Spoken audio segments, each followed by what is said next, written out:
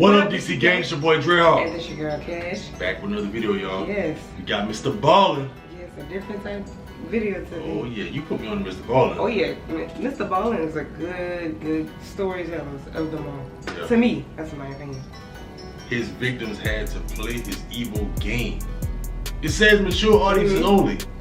So kids, or if you're not mature, don't watch it. Yeah, because these stories are based on true stories, so. All of them be true, right? Yeah. See, make sure y'all put a like on this video, drop comments down below, and make sure y'all also follow all of Mr. Ballen, TikTok, Instagram, Twitter. Make sure y'all follow that YouTube channel, because I'm sure he has good stories on there. Oh yeah. So let's get into it. Let's get into it. Confession at the end of this video is genuinely horrifying. Viewer discretion is advised. But before we get into today's story, if you're a fan of these strange, dark, and mysterious delivered in story format, then you've come to the right channel because that's all we do, and we upload 3 or 4 times every week. So if that's of interest to you, please secretly teach the like button's parrot to screech obscenities every time the like button is on a work call. Also, please subscribe to our channel and turn on all notifications so you don't miss any of our weekly uploads. All right, let's get into today's story.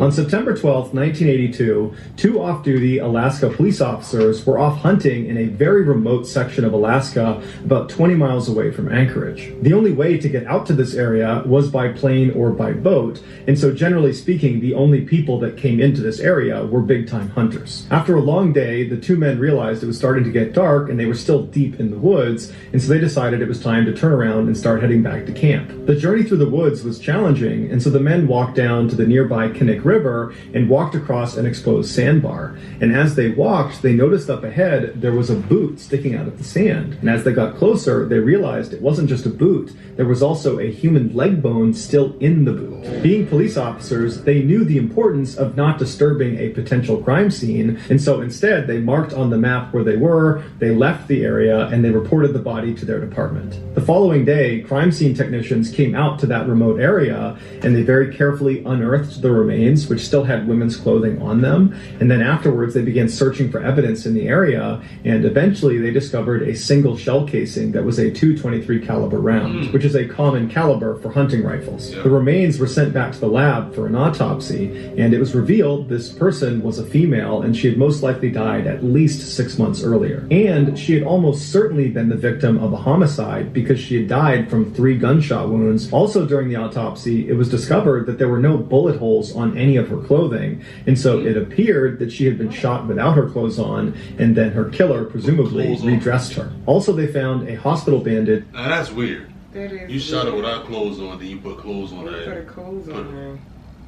Wrapped up in her clothing that appeared to have been wrapped around her head, leading some to speculate that she had been blindfolded before she was shot. A couple of weeks after the autopsy, dental records came back and they identified the body as belonging to 23-year-old Sherry Morrow. Sherry was an exotic dancer from Anchorage who had been reported missing 10 months earlier. In her missing persons report, it was stated that the last thing she told her friends was she had been offered $300 to have pictures taken of her by a professional photographer, and she was going to meet this man right before she disappeared. While police were fairly certain that Sherry's killer was this so-called photographer, they had no evidence that would allow them to search for this That's why I say don't act off of desperation, because you don't know what you're getting yourself into nowadays. person. They had nothing. All they had was this shell casing that was commonly used amongst hunters. And there's lots of hunters in Alaska. So the police reported the finding of Sherry's body to the media in hopes that when they put that out to the world, that someone from the public would reach out with more information. During the police's press conference, one of the reporters asked them, do you think Sherry's death is connected to the other unsolved deaths in that part of Alaska? What they were referencing was 2 years earlier, 2 other women's bodies had been discovered in that rough area where Sherry had been found. One of the women was so badly decomposed there was no way to identify her. However, it was revealed she was probably in her late teens or early 20s. The other woman was able to be identified. It was 24-year-old Joanne Messina, who was an exotic dancer from Anchorage. But there was virtually no evidence at either of the 2 women's grave sites, and so their deaths remained a mystery. Publicly, at this press conference, the police told reporters that they did not believe Sherry's death was connected to those two other women. But privately, some officers had their suspicions. Not only had these three women met similar fates in a similar area, but over the past couple of years, there had been a significant increase in missing people out of Anchorage, Alaska. And most of these missing people were young women that were either exotic dancers or prostitutes. This convinced many officers that they were dealing with a serial killer, but there just wasn't any evidence to actually prove it, so they couldn't come out and say it publicly. Over the following year, no new information came out about Sherry Morrow or the other two deceased women that had been found in that same area,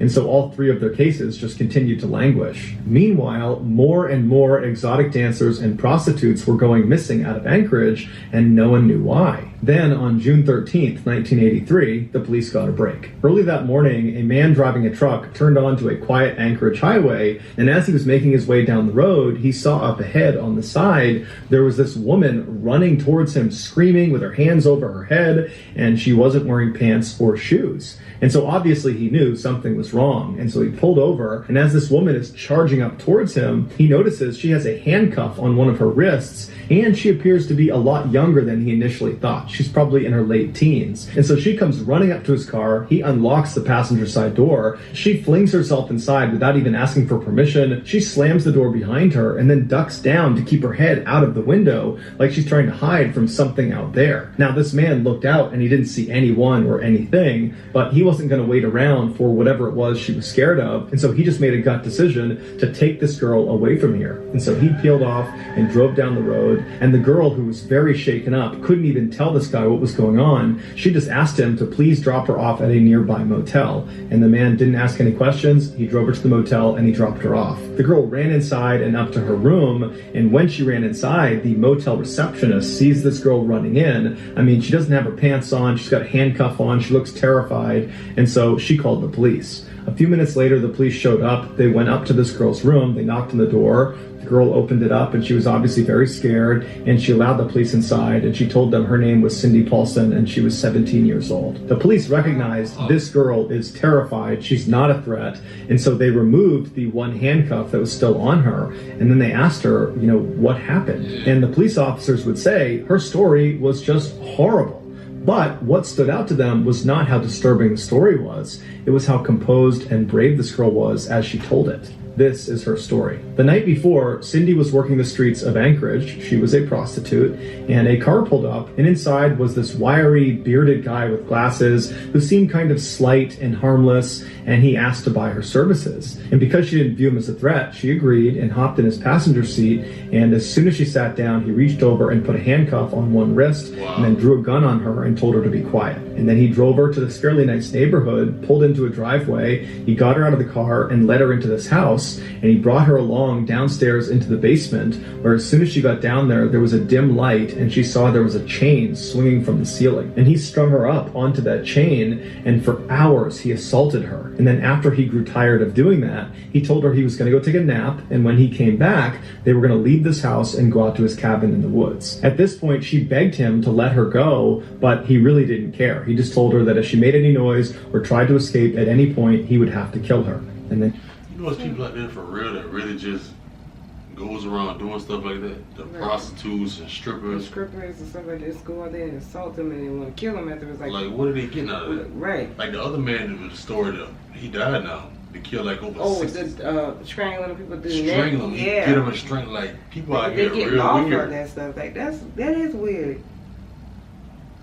he just told her that if she made any noise or tried to escape at any point, he would have to kill her. And then he walked out of the room. And for the next several hours, Cindy remained chained to the ceiling with half of her clothes off, wondering what horrible thing was going to happen to her next. Eventually, her attacker came back in the room, and he untied her from her chain, and he walked her upstairs to his living room, where he very proudly showed her a number of hunting trophies he had, and he began telling her about how much he loved hunting and where he went hunting. And it was at this point that Cindy realized this guy has no intention of keeping her alive. He's shown her his face, his house, his car. He's told her about places he likes to go and things he likes to do. He's given her all this information about himself. She is a huge liability to him. And so it dawned on her that if she didn't find a way to escape, she was going to die. After the trophy tour, the man led Cindy back out to her car, he put her inside, and then he drove to a nearby small airport where he said his plane was. And so he pulled over to their hangar, he got her out of the car, and he put her inside of the plane. And as Cindy is sitting in the plane, she's watching this guy load gun after gun and bag after bag of what looks like military supplies into this plane. And so she knows that this is the moment. I have to escape right now because as soon as this plane takes off, I'm done for. And so at some point when this guy went over to his car to get something and his back was turned to her, she jumped out of the cockpit of this plane, she fell to the ground, she got up and just began running out of the hangar. And she managed to get out of the hangar and began turning the corner and running towards this forest right as she hears this guy charging after her, screaming that he's going to catch her and kill her. And so she just keeps running for her life all the way into this forest, all the way to that highway before she finally stopped and turned around and she saw the man had stopped following her. This is when she went onto the highway and she flagged down the guy in the truck who brought her to the motel. The police were shocked by her story. It sounded totally unbelievable, but she was so genuinely scared and so detailed that they believed her. And so they told her they would have to bring her to the hospital, and on their way to the hospital, she demanded they go back to that airport that she had been held at so she can try to identify the hangar she had been in, and hopefully the plane would still be in there. And so the police comply, they go into the airport, and Cindy points out the hangar she believes she was in, and when they get there, the plane she had been on was still there, but the man, her attacker, was not there. And so the police got out and they began taking down notes about the plane, its different tag numbers and what it looked like. And while they're standing there, the security guard from the airport came over because he saw the police cars, and he told the officers that the night before he had seen the owner of the plane they're looking at acting very suspiciously with something inside of his car. And so on a hunch, he had recorded that man's license plate number, and he gave that number to police. Good. And so the police... I'm glad he still got good. Yeah, good. Because, you know, some people are like, I'm not going to get myself involved. Yeah. I'm glad he did that. I'm glad he did that too. were able to use that license plate number and some of the numbers on the plane to figure out who owned both vehicles. And it was a local man named Robert Hansen who owned a very successful bakery downtown. After dropping Cindy off at the hospital, the police officers decided to pay a visit to Robert Hansen at his house. When they got there, Robert was actually pulling into his driveway right at the same time, and they saw his car matched the description that Cindy had given of his car. And then when Robert got out of his car, he matched the description that Cindy had given of her attacker. When Robert saw the police parked outside of his house, he immediately invited them over and said, what can I help you with? And the police said, we'd like to talk to you. Can we go inside? Robert invited them inside, and when the police went into his house, it matched the description that Cindy had given of his house with all the hunting trophies everywhere. And so they sat down and they asked him what he was doing the night before, and he said he had spent the night with some friends. And he had their contact information, and if you needed to talk to them, you could, but they would say he was with them. When the police asked if they could have a look around his property, Robert immediately consented and said, you can look anywhere you want. And so the police searched his property, but found no signs that Cindy had been attacked there. And so they thanked him for his hospitality and they left. Once they got back to their station, they checked in with Robert's two friends he claimed he was with the night before, and they each independently corroborated Robert's story, saying that yes, he was with them from this time to this time. So I'm sorry. His friends probably be in on that stuff too. Right. But if not, if their friends not in on it, they deserve to be locked up too. Because I'm telling you, I'm not gonna lie for my friends. If you out there doing something that you have to lie to ask me that, hey, if somebody actually, no, I'm not gonna do it, because you're not gonna get me in trouble. Yeah. Damn. For your wrongdoing. No. That's crazy. They checked in with Robert's two friends he claimed he was with the night before, and they each independently corroborated Robert's story, saying that yes, he was with them from this time to this time. And so it appeared, as unlikely as it seemed, that Robert was telling the truth. And so the police went back to Cindy and they said, are you sure that everything you told us is exactly as you remember it? You didn't exaggerate anything? This is the truth? And Cindy said, absolutely. And they said, okay, well, are you prepared to take a lie detector test to prove that you're telling the truth? You didn't make him take one? Said, right. No.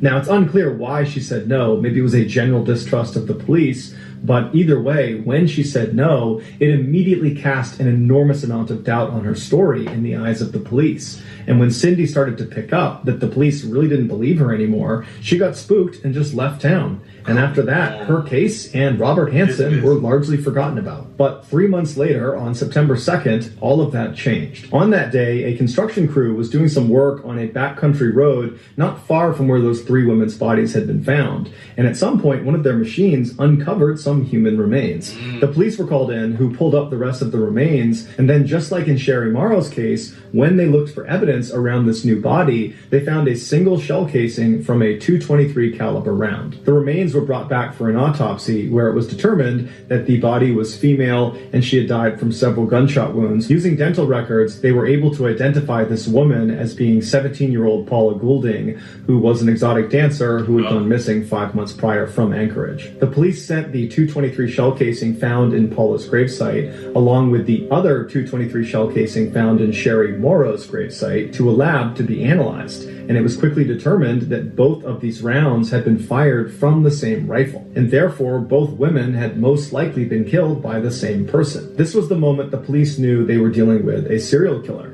and many police officers wanted it to be Robert Hansen. He seemed like the guy, but he had a rock-solid alibi, and they had no hard evidence against him. And so without any other suspects, the police turned to a famous FBI profiler, a guy by the name of John Douglas, and they asked him to build a profile of who he think killed Sherry Morrow and Paula Goulding. And when John's report came back, the police were shocked. The profile described a man in his 40s who blended in easily with society. He was well-liked and got along with people and was just a normal guy. And he was successful, probably because he owned a successful business. He was an avid outdoorsman and hunter, and he most likely had a significant speech defect, like a lisp or a stutter. The profile was perfectly describing Robert Hansen. And because of John Douglas's prolific success in correctly identifying killers based on his profiles, when a judge saw this particular profile and saw how neatly it lined up with Robert Hansen, he gave the FBI a search warrant for Robert's house. And this time, they would find very damning evidence, like a map of the local area. It was a hunting map, and on it there were 37 X's marked off. And some of those X's coincided with the same area where those 4 women's bodies had been found. They also found a .223 caliber rifle, along with a bag of women's jewelry that contained a necklace belonging to Sherry Morrow. As the FBI was carrying evidence out of Robert's house into their truck, a neighbor walked over after seeing all the commotion, and she walked up to one of the agents, and she was very skittish and anxious, and she said, you know, my husband, he's friends with Robert, and he recently pretended to be an alibi for Robert. He had no idea how much trouble he was in, and I certainly didn't know. You don't even know what's going on. You don't even know what's going on, but if your friend calls and say, hey, if the cops could tell you that I've been with you, say, no, I'm not going to, because I don't even know what you did for me to lie and say that you know, that we were together. No, because, you know, you can get in trouble for that. Pretended to be an alibi for Robert. He had no idea how much trouble he was in, and I certainly didn't know, but I want you guys to know that my husband was lying. He was not with Robert on the night that he said he was. This was the proverbial nail in the coffin for Robert Hansen, because now, without this alibi, he had nothing to hide behind. And so when the police approached Robert with their overwhelming evidence against him between what they found in his house and this now recanted statement from his former alibi, Robert said, okay, I'm going to confess. But there was a catch. He was only willing to confess to murdering the 4 women whose bodies had already been found by police. Now, the police knew Robert had almost definitely killed more people, and so at this point, they just wanted to know who the other victims were and where they were. And so they offered Robert a deal where he would confess to those 4 murders and then give additional information about other victims, where they were located, who they were, what happened to them. In exchange, they would not prosecute him on any other victims he named. And so Robert agreed to these terms, he signed the deal, and then he gave a full, horrifying confession. He said he would drive around Anchorage at night and look for young, vulnerable women that were all alone. These were usually prostitutes out on the street, or they were exotic dancers he would try to befriend inside of clubs. And when he approached these women, he would tell them he was a professional photographer, and he thought they were beautiful, and he wanted to take photos of them, and he would pay them for the photo shoot. And many of these women were aspiring models, and they were really excited at this idea, and so they would agree to go. And so Robert would tell them to meet him the next day at a particular location, which was usually a fast food restaurant, and Robert would show up much earlier, and he would hide in his car, and he would wait to see when they showed up if they were alone or not. and when he saw they were alone and they had no one to help them, he would drive up and he would ask them to get in his car. What these women couldn't see was on the inside of the passenger side door was a handcuff that was already latched on to the door itself, and there was an open cuff waiting for them as soon as they got in. Yes. They would get in the car, he would reach over them and act like he was helping them put on their seatbelt, and then as they're kind of looking at him, wondering what he's doing, he would grab their wrist, throw it in the open handcuff, and then he would draw a pistol and hold it against their head and say, "Be quiet." During his confession, Robert bragged to police that he had done this so many times, putting the handcuff on and drawing the pistol, that it was like muscle memory for him. Once he had the women handcuffed inside of his car, he would drive them back to his house and he would bring them into his basement and he would chain them up to the ceiling just like Cindy had described. And then after assaulting them for hours, he would take them out of his basement, put them in his car, drive out to the airport. He would put them in his plane, but unlike Cindy, these women didn't escape. And he would take off and he would fly them out to his cabin, which was not far from where those 4 bodies had been found. Once he got the women into his cabin, he would undress them and put a blindfold on them, and then with their handcuffs still on, he would assist them out the front door and tell them to run. And they would take off as fast as they could into the woods, running into trees, falling over, but just running for their lives, believing their ordeal was now over. They just had to get away from this guy. But what they didn't know is their ordeal was just starting. Robert had no intention of allowing them to escape. He knew there was deep water that surrounded his cabin, and so if they actually made it that far to the water's edge, they would drown. And so Robert would give these women a significant head start to give them the sense that they actually might escape. Damn. And then Robert would grab his knife and his hunting rifle, and he would head out and begin stalking his prey. And for the next several hours or days, he would walk around the woods looking for these women, and he would just stay off, watching what they were doing. And at some point, he would sneak up on them, and he would wound them intentionally, usually with his knife, and then he had a blood trail to follow. And he would follow these dying women who were screaming out for help, and at some point, these women would know they were going to die. There was no hope for them, and they would collapse or they would stop, and at that point, Robert would walk up to them, and he would shoot them. Afterwards, he would remove their handcuffs, he would redress them, and then he would bury them in a shallow grave. Before he was carted off to prison to serve a life sentence without the possibility of parole, he was brought out by authorities to help identify where other grave sites were in that hunting area. But he was only able to find 8 additional victims because he would go to different grave sites and the remains would not be there anymore, most likely because animals had ransacked the area, or he just simply forgot where it was, or he didn't want to share any more information with police. Robert never confirmed if all 37 of those X's on that map that was found are actual sites of victims that he buried. But investigators say that's exactly what they were, and in fact, many believe there are other maps with more X's on them. But the police could only confirm 17 victims. If there were more, we probably will never know, because in 2014, Robert died in prison and he took those secrets to the grave. So that's going to do it, guys. If you found the secret in today's episode, let us know in the comments what it is and where you found it, so give us the timestamp. And if you're the first to do that, we will pin you at the top of the comments section. If you got something out of today's video and you haven't done this already, please secretly teach the like button's parrot to scream. That was crazy. Creepy. Weird.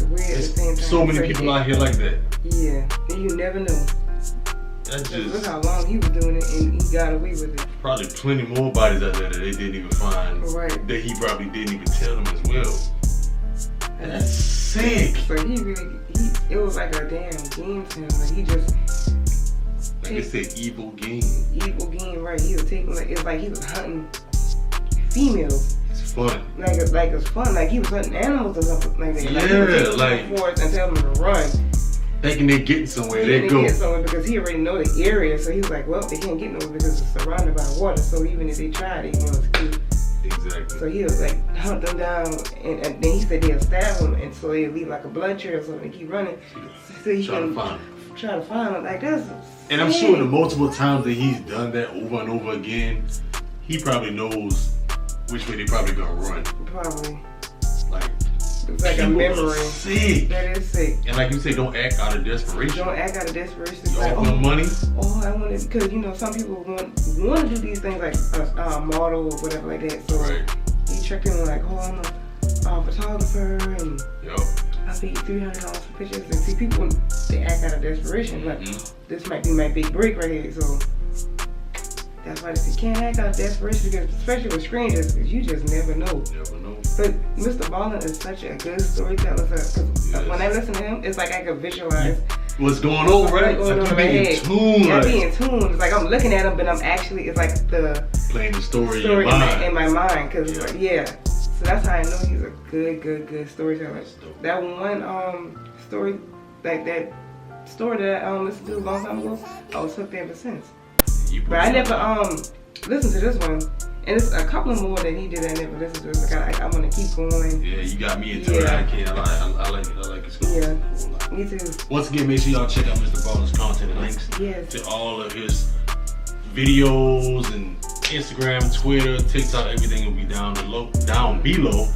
Make sure y'all give a like on this video and drop some comments down so we can get with y'all and let's all talk about this. This is crazy. This is real craziness going on today, y'all. Sick, yeah, that's the thing. Yeah. But if y'all don't know already, I go by the name DreadHawk. And I go by the name Cat. We gonna catch y'all in the next one. Catch y'all next one.